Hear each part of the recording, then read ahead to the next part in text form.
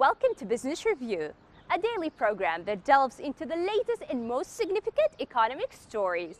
From stock markets to currency news, Business Review covers the most up-to-date developments in the global financial world.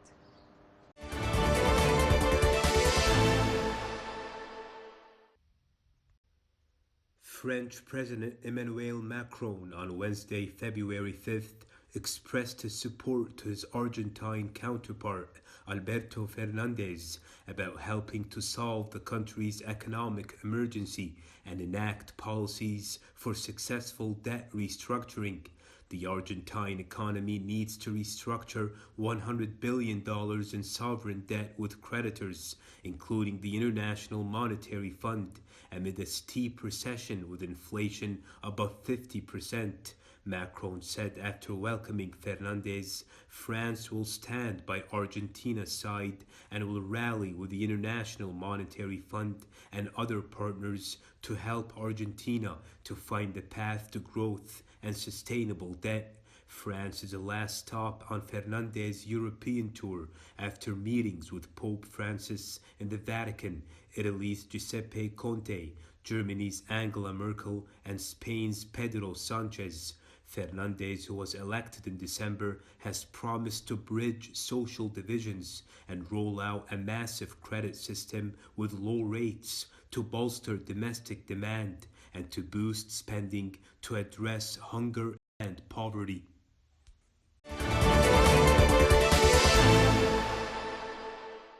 Bank of France announced Thursday that Network for Greening the Financial Market in France has been awarded the Central Banking Green Initiative Award for the year 2020 for its efforts to tackle climate-related risks in Europe and mainly in France. This award comes after the network NGFS has published 3 reports in 2019, starting with a comprehensive report entitled A Call for Action that deals with climate change as a source of financial risks, as well as macroeconomic and financial stability and its implications on climate change, as well as another 3rd report about sustainable and responsible investments guides for central banks and their managements. Je m'engage. Non pas simplement à venir faire un discours. We have an open dialogue about climate change, and I am open about this. I am direct. We have prepared a text with several partners and countries and discussed it at the United Nations General Assembly. I am engaged and I'm part of the crisis with you. Et de placer ces efforts. Given the extraordinary measures that central banks have taken in monetary policy and financial regulation since the onset of the global financial crisis, the NGFS held its inaugural meeting in Paris in December 2017. Many authorities have identified climate change as a major threat to global stability.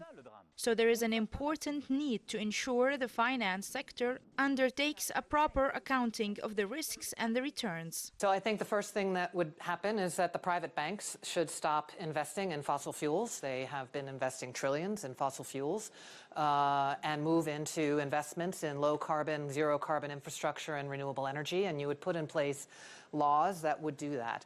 You would be powering the world with 100% renewable energy, and you would be putting in place the incentives and the infrastructure to do that so people could get around by high-speed rail powered by renewable energy. You would eat less and better meat and dairy, and we would have a common agriculture policy, for example, in the European Union, that would move away from industrial agriculture and support ecological agriculture. Nous sommes conscients de l'effet néfaste du changement climatique. We are concerned over this huge dramatic climate change, and all of the world are assembled together to share the same concern, especially after previous agreements, such as Paris COP21 and Morocco Marrakesh Climate Change Conference, about the importance of protecting our nation from climate change. What we need to do is adapt our ideas and plans, and to save the Middle East especially from national disasters that lead many to migrate from one place to another.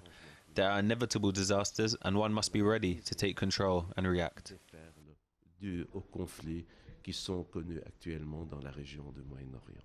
The NGFS is also working on getting central banks and regulators to bridge banking systems into understanding climate change risks on the financial sector, as well as it has written a handbook for central banks on how to integrate sustainability factors into the management.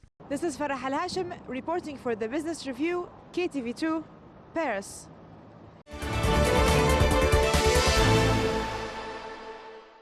Argentina's former president and now Vice President Cristina Fernandez on February 8th said that the country would not make any debt payments while in recession. Argentina is grappling with about $100 billion in sovereign debt it is seeking to restructure with its creditors, including the International Monetary Fund, which has a $57 billion financing package with the country.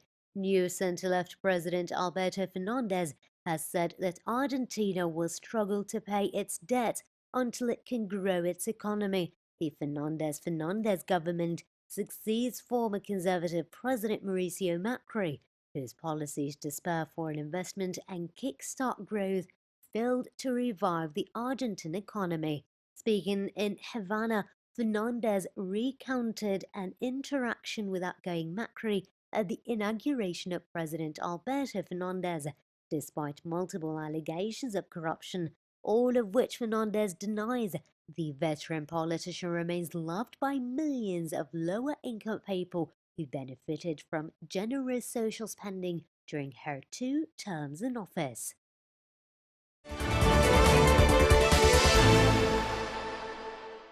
A research base in the Antarctic has recorded the hottest temperature ever for the continent amid rising concern about global warming that has caused an increase in the melting of ice sheets around the South Pole. The World Meteorological Organization said on Friday the Esperanza base on the northern tip of the Antarctic Peninsula recorded a temperature of 18.3 degrees Celsius or 64.94 degrees Fahrenheit, the highest on record. WMO spokeswoman Claire Nullis told reporters in Geneva, stressed this is not a figure you would normally associate with Antarctica, even in the summertime, adding that this beats a former record of 17.5 degrees Celsius, which was set back in 2015. The temperature was recorded at the Argentine base on Thursday. I think it's important that we remind ourselves when we report on these record events that we look at the bigger picture and we look at the trends over time. Because things will go up and things will go down. But what worries me is like sort of the long-term average trends of increasing temperatures that we see around the world. Scientists believe global warming has caused so much melting at the South Pole that the giant ice sheet is now on course to disintegrate. This would see an eventual global sea level rise of at least 3 meters or 10 feet over centuries. A WMO committee will verify whether the temperature logged by Argentina's National Meteorological Service is a new record for the Antarctic continent. The record in the wider Antarctic region is 19.8 degrees Celsius, set in January of 1982.